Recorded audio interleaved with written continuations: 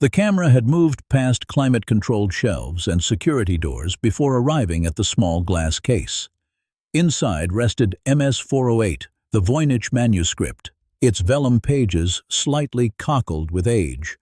Under soft, filtered light, its brown ink looked almost fresh. At first glance, the codex resembled countless other medieval books, yet the script that curled across each page belonged to no catalogued alphabet, no monastic hand, no recognized linguistic family. Around the case, specialists from different fields leaned in: historians of science, cryptographers, art historians, linguists, even computer scientists. They traced the looping letters with their eyes, only to be diverted by illustrations that refused easy classification. Plants with plausible roots and stems ended in impossible leaves.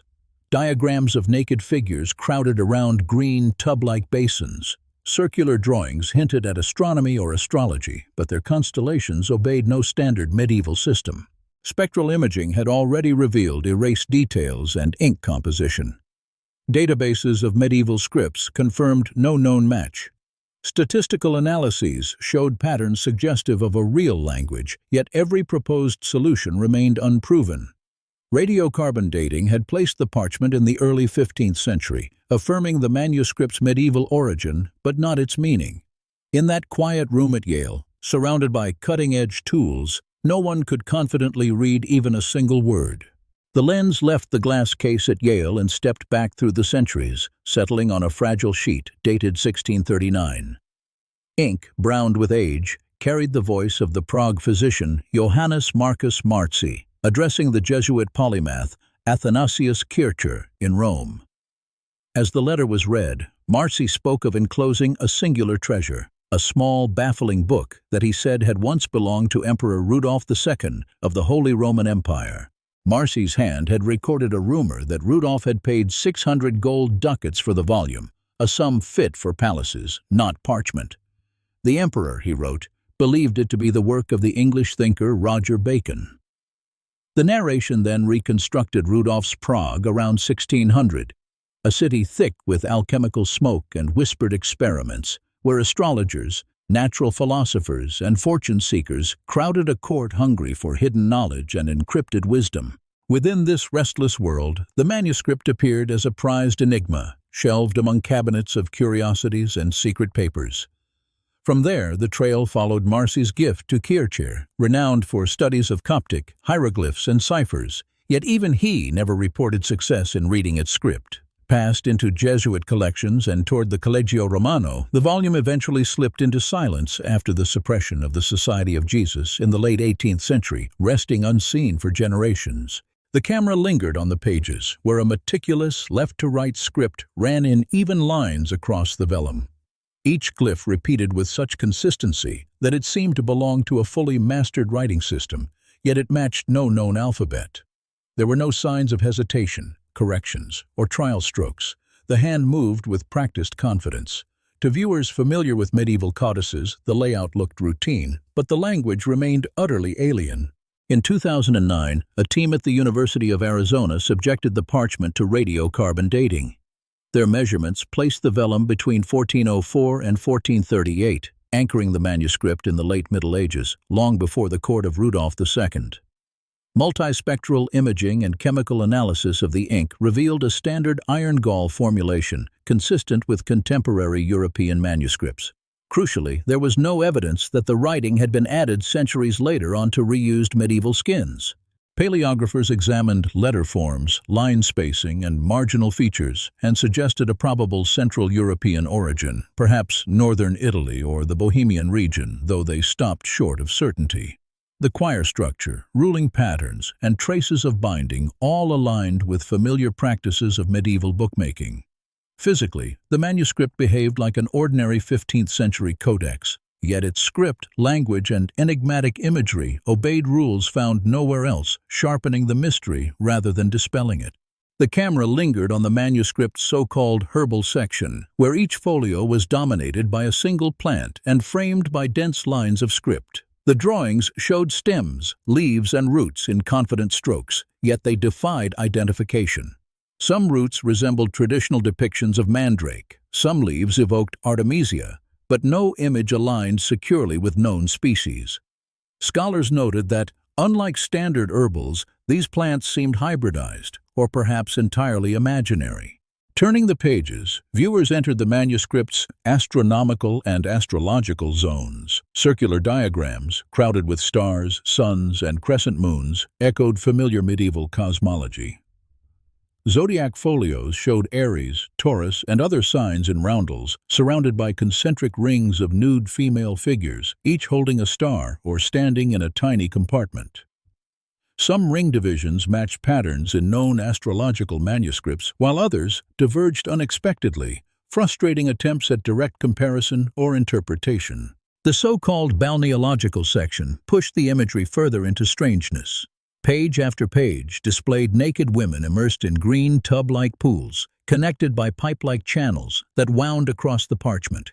Star-shaped labels linked baths, bodies, and vessels, as if mapping an unseen system. Final sections, dubbed pharmaceutical and recipes folios, returned to more familiar ground. Rows of jar-like containers, roots and leaves, and compact paragraphs of text that resembled medieval medical instructions or remedy lists.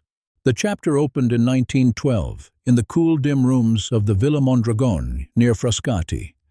Surrounded by trunks of neglected Jesuit books, Wilfrid Voynich, a Polish-Lithuanian émigré and savvy London book dealer, sorted rapidly through bindings and bundles. Archival notes and his later reminiscences suggested the moment when he drew out an anonymous manuscript, dense with flowing script, strange botanical drawings, and letters addressed to Athanasius Kircher, folded within its covers. Voynich, alert to anything connected with esoteric learning, reportedly sensed its importance at once. The codex soon traveled with him into the elite world of rare book rooms and intellectual salons, first in London and later in New York.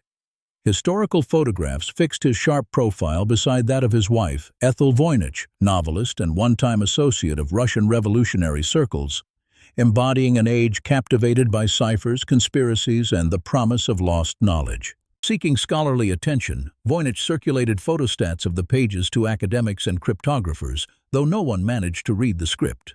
After his death in 1930, Ethel quietly preserved the manuscript, which eventually passed, through the estate of their friend Anne Nill, to the rare book dealer Hans P. Krauss in 1961.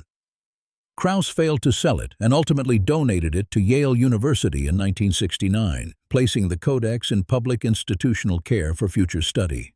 The camera settled on the quiet reading rooms of New Haven, then slipped back in time to the hum of a wartime code room. Banks of electromechanical devices, clipped voices, and rustling paper evoked the atmosphere of mid-20th century cryptography.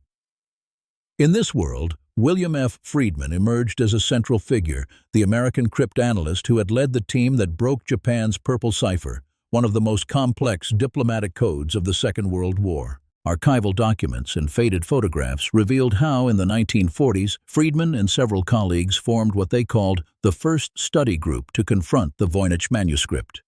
They applied the tools that had served them so well in war: letter frequency counts, systematic attempts at monoalphabetic and polyalphabetic substitution, and proposed transposition systems. Over sporadic years of effort, they charted graphs, filled index cards, and circulated memoranda. Yet no classical cipher method convincingly explained the persistent patterns of its script. Their work culminated in a reserved 1959 report, which stated that no known cryptographic system fit the manuscript's structure. In the 1960s and 1970s, Soviet and Western cryptologists revisited the puzzle, running similar tests with no firmer result. As computers entered the field, researchers programmed early digital analyses to search for periodicities, digraph and trigram regularities, and matches with databases of known languages and ciphers. The output remained stubbornly opaque, resisting both human and machine attack. The camera moved in close on the script, treating every stroke as data. Letters dissolved into graphs and histograms. Bar charts showed how often each glyph appeared. Curves traced typical word lengths, and colored overlays highlighted recurring sequences. The narration explained that, from the mid-20th century onward, statisticians and linguists had tried to strip the manuscript of its mystery by counting and classifying. On screen, the dense looping text briefly looked less like prose and more like code. Attention then shifted to the work of Prescott Currier in the 1970s. His slides, once shown at a cryptology conference, appeared beside the pages he had analyzed. Currier's counts of glyphs and word forms revealed at least two distinct statistical profiles in the manuscript, now known as Currier A and Currier B. These clustered in different gatherings and showed different scribal habits, suggesting shifts in content or style, or perhaps multiple contributors using a shared, consistent system of encipherment. The narration outlined the strange properties of Voynichese. Word lengths varied only slightly. Many terms differed by just one glyph, and some symbols clustered almost exclusively at the beginnings or ends of words. Attempts to map its characters onto Latin letters, medieval ciphers, or exotic alphabets had produced only gibberish. Yet its word frequencies roughly obeyed Zipf's law, like real languages, while its mechanical regularities hinted at a rule-driven, possibly algorithmic process centuries before modern ideas of text generation. The investigation now focused on the suspicion that the manuscript had been nothing more than an elaborate hoax. In the 20th century, some skeptics proposed that Wilfrid Voynich himself might have fabricated it to create a sensational discovery and raise its market value. Yet material evidence worked against this theory.